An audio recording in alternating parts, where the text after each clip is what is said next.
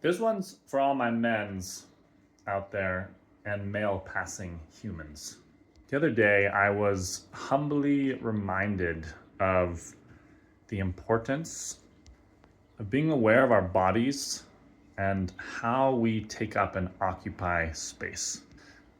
I believe that part of being a good man is being aware and taking responsibility for this.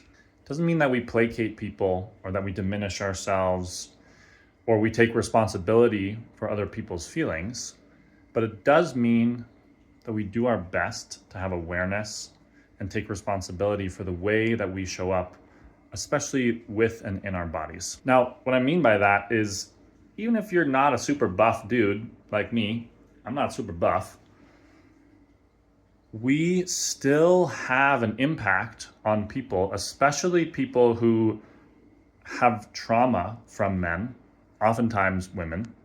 And the way that we use and position our bodies in social situations will impact other people.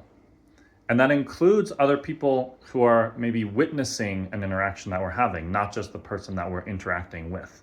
Now, I know what some of you might be thinking, it's not my responsibility to track other people and attend and adhere to their traumas. And I agree, it totally is not. But that is different than being aware of how you're showing up and the impact that that might have on other people. And part of being a good man is being able to tune in and identify what are the archetypal energies that we tune into and cultivate simply by existing. Even if we're not intending to or aware of it, there are archetypes that live in us and through us that other people experience and that we experience. And part of just being a good human is being able to skillfully navigate and dance with and be with those energies in a way that ideally doesn't create harm for other people.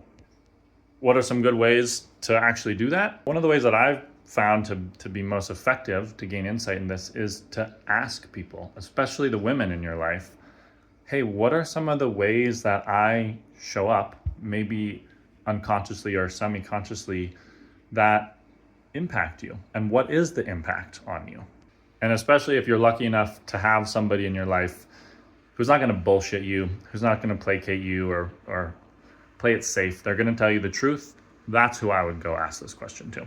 So if there's a man in your life, or if you're a man who needs to hear this, I hope that it can be of service.